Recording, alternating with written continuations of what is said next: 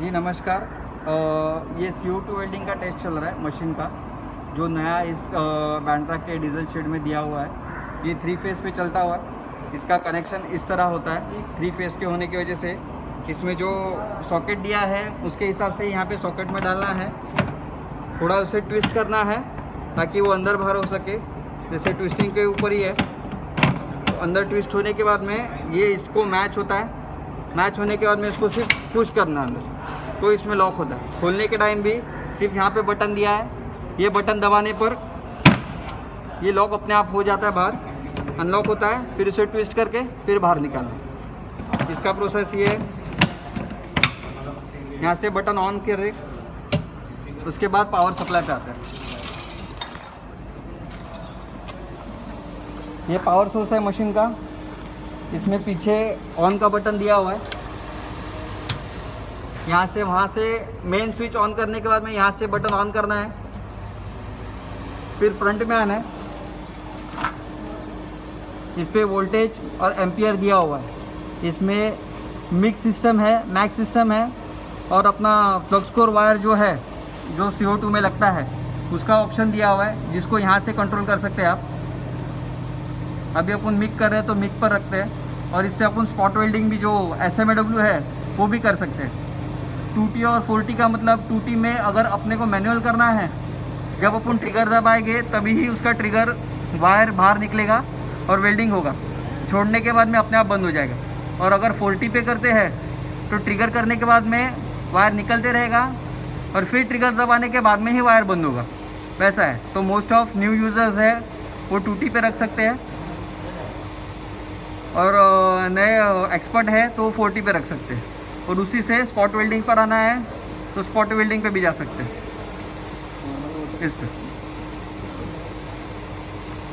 इसमें CO2 में 3 प्रकार की वायर आती है, 0.8 साइज, 1.0 और 1.2। तो मोस्ट ऑफ 0.8 और 1.2 एज़ पर मेटल थिकनेस के हिसाब से हम वायर का यूज़ करते हैं। तो हम फिलहाल 1.2 के वायर से वेल्डिंग कर रहे हैं, इसलिए 1.2 पे रखा है, जिसका सेटिंग आप यहाँ से चेंज कर सकते हैं। यहाँ पे अगर आप CO2 pure CO2 gas use कर रहे हैं तो आप CO2 पे रख सकते हैं, या फिर आप स्टील या फिर कोई अदर मेटल का वेल्डिंग कर रहे हैं, जैसे स्टील, एल्यूमिनियम, तो उसके लिए आर्गन गैस मिक्स लगता है या फिर प्योर आर्गन लगता है। तो अदर गैस होगा तो अदर गैस पे भी रख सकते हैं, गैस मिक्सचर। तो उसके ऊपर रखना हो तो यहाँ पे उसका सेटिंग का बटन दिया हुआ है, यहाँ से आप चेंज कर सकते हैं। अभी CO2 गैस यूज़ हो रहा है इसलिए CO2 पे रखा हमने।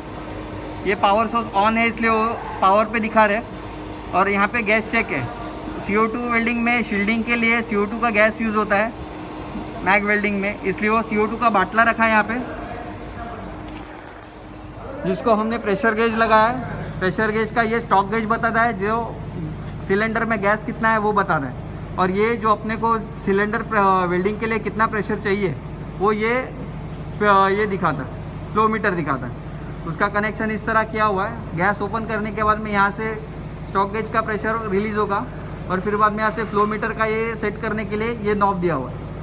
इसके लिए CO2 गैस यूज़ करने के वक्त गैस ठंडा होने की वजह से उसको गर्म करने के लिए यहाँ पे पीछे हीटर दिया हुआ है, जिसका वायर का कनेक्शन ये है, जो आप किसी भी दूसरे नॉर्मल स्विच में लगा सकते हैं।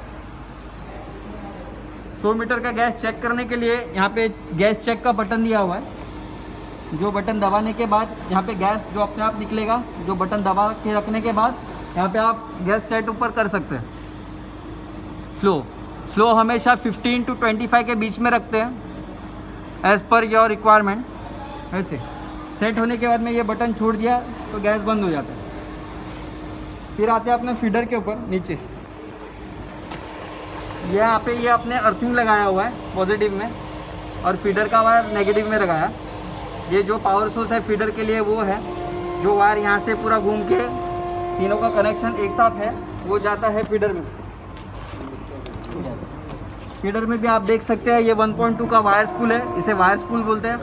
ये फीडर है, इसमें भी आप यहाँ पे नीचे प्रेशर का ये है, प्रेशर की है, वायर को जितना टेंशन देना है वो।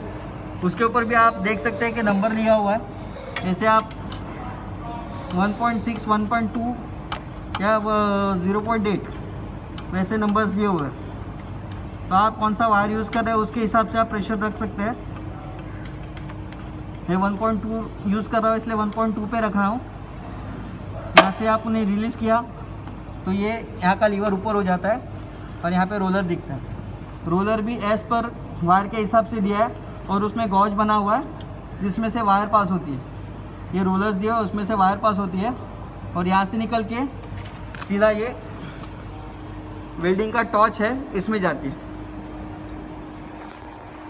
इसमें से भी वायर पास करने के बाद में वायर पहले निकालने के लिए टॉर्च का बटन नहीं दबाना है। वायर सिर्फ निकालने के लिए यहाँ पे ये बटन दिया हुआ है जिसे ये दबाने से गेज में से वायर बाहर आती है टॉर्च में से।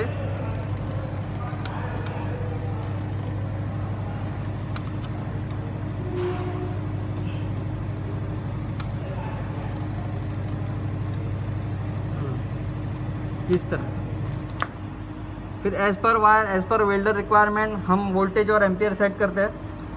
वायर आने के बाद में अर्थिंग जॉब पे लगाते हैं डायरेक्ट और वेल्डिंग स्टार्ट करते हैं।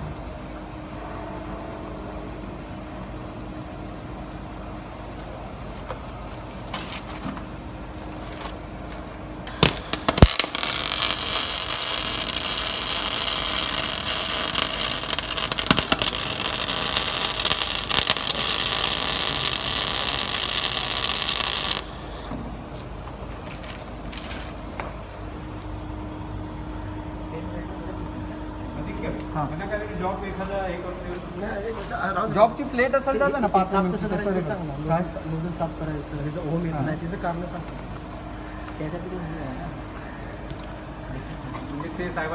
आप देख सकते हैं कि वेल्डिंग करने के बाद में इस पर जो स्पैटर उड़ते हैं वो इसमें नोज़ल में जाके फंस जाते हैं। पहले मैं आपको नोज़ल के टॉर्च के पार्ट्स बताता हूँ। इसे टॉर्च कहते हैं पूरा, जिसमें डिफ्यूज़र लगता है, इसे डिफ्यूज़र कहते हैं। जो गैस इक्वली डिस्ट्रीब्यूट करता है ऑल साइड से, इसे टिप कहते हैं। जो भी एज़ पर वायर जो साइज़ यूज़ करते हैं उसके हिसाब से रहता है, जैसे 0.8, 1.1, 1 पॉइंट और 1.2 का उसके हिसाब से। और टिप के ऊपर भी लिखा हुआ होता है, आप इसमें शायद देख सकते हैं यहाँ पे 1.2 लिखा हुआ यूज्ड है, इसलिए दिखने में थोड़ी दिक्कत होगी। और ये लगाने के बाद में इसे बोलते हैं नोज़ल, जो कि थोड़े थोड़े देर में इसको साफ़ करना है आपको, या फिर सिलेंडर का आप की ले सकते हैं या कुछ भी रॉड जैसी चीज़ लेकर इसे आप साफ़ कर सकते हैं। और फिर उसके ऊपर एंटी स्पैटर स्प्रे आता है, वो स्प्रे करके, या फिर जेल आता है एंटी स्पैटर जेल, वो जेल में डुबा के इसको नोज़ल में लगाते हैं। जैसे आपको लगे कि ग्लास का फ्लो कम लग रहा है तो आप अपना नोज़ल चेंज साफ़ करके उसे फिर से यूज़ कर सकते हैं।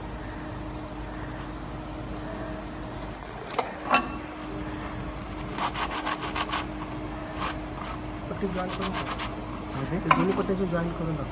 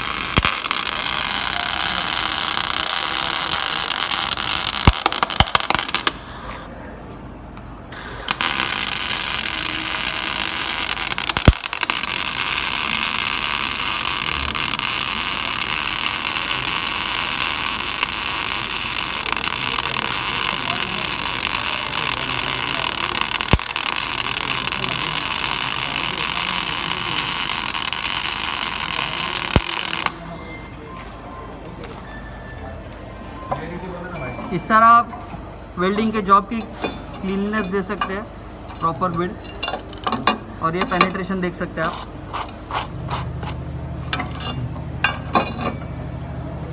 फिनिश करून टाकतो।